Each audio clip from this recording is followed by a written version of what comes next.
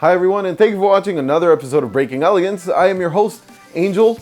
A little secret about myself is that my middle name is actually Lewis. With that out of the way, now you know who's actually hosting the show.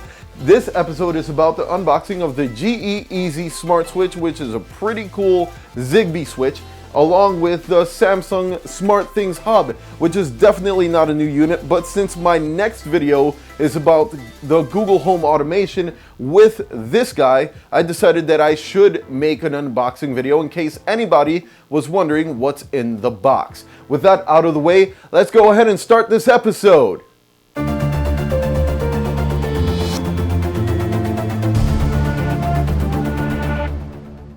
So in the previous video, I did mention that I was going to put the lights up. And unfortunately, all of the video footage for that went to... That sucked. The camera kept on overheating and my computer went to hell. And it was the worst experience, hence why this video has taken me so long to release. Which, I'm sorry about that. So like I mentioned before, my middle name is Lewis, and that's actually a fact. So in order to do this whole unboxing of the not so new SmartThings, for this video, I'm gonna go ahead and get the proper gear on. Hey, we got our gear on. So now that I have my gear on, I got this box that I need to unbox. And this is the only way you're really supposed to do this. You need a beard, some glasses, and a cap on, because that's the right way of doing it. Right, Lou? Or Jack? Well, let's not do this. Let's just unbox this thing. So for this home automation setup that I'm doing right now, I decided to go with this. So let's go ahead and unbox this. A little bit about SmartThings. It was not originally a Samsung company. It was a Kickstarter campaign over in 2012, and I believe the first one actually hit the market around 2013. Correct me if I'm wrong below, but definitely it was not a Samsung device in the beginning. They did buy out the SmartThings company. And this has a little bit of tape right here. And let's open that up, and here you have your hub. And I did look this up before, so this should open at the bottom, and you can put batteries there for your backup. And if you look at the bottom, it actually even says, have that upside down, Z-Wave Plus and ZigBee certified, so it has both radios in there. And what that means, it can communicate with either Z-Wave or ZigBee devices, which is pretty cool. Definitely handy to have for your home automation setup. With that aside, let's see what else is in the box for the Samsung SmartThings. So I'm going to take this out, and I can quickly move this out of the way. And it looks like there is a code on here I might not want to share with you guys. Sorry about that. It's not that I don't trust you, but I don't want to share my code. So this comes in here, and there's a code on it. I'm going to flip it over. There's a booklet right here for this hub setup, a quick startup guide. I'm going to put that aside. You're going to have an Ethernet cable. I did look this thing up, so I know what's in the box, but I figured I'll add it to the video since I will be setting it up. Batteries for the hub. And your power adapter. Pretty cool. So with that aside, let's go ahead and unbox this guy right here. So we don't need that. Let's do a sloppy job. Move that to the side. Get this over down to the bottom so you guys can see that right there. And let's see what it says on this box.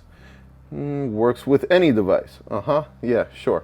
What if I don't have a Z-Wave or ZigBee hub? How about that? I'm just kidding.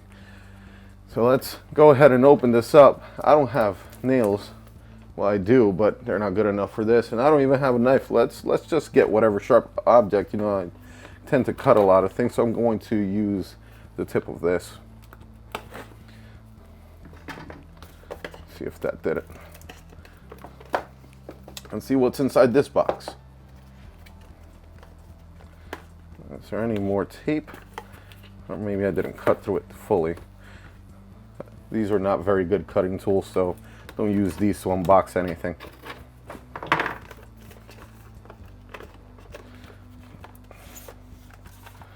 And inside of the box, the easiest way to go wireless. That's on the front of it. Let's throw that right there. That's paperwork. More mumbo jumbo I might not even read. Throw that there.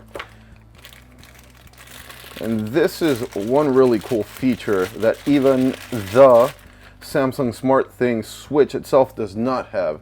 The regular plug-in switch for the one for the SmartThings has it's a square, and that unit actually only has one plug-in.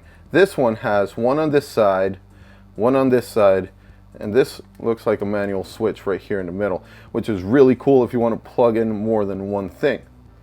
So let's put that to the side and see if there's anything else inside of this box, as I create a gigantic mess on this table. Nothing and nothing. So there's nothing else in the box. So with that unboxing done, I hope that's a little bit informative if you're buying any of these two units. So a cool factor about this GE Easy Smart Switch, there's also a regular GE Smart Switch.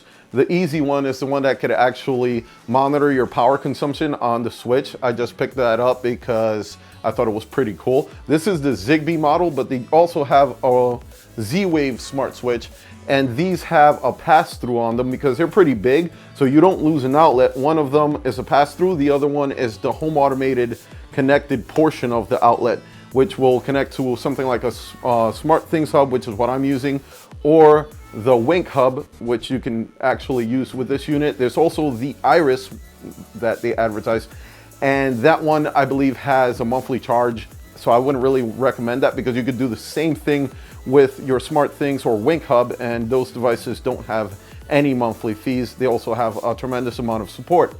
Besides that, this switch performs perfectly. I don't have any Z-Wave devices, so I went with this one as a starting device, but I will probably pick up a Z-Wave device to see how it performs with my SmartThings hub and rate them against each other in the future. So besides that, I have no complaints. I really do like the switch, and I want to take a moment to say thank you guys, anyone that did watch my previous video on setting up your Google Home with the IFT application, which is also called IFTTT.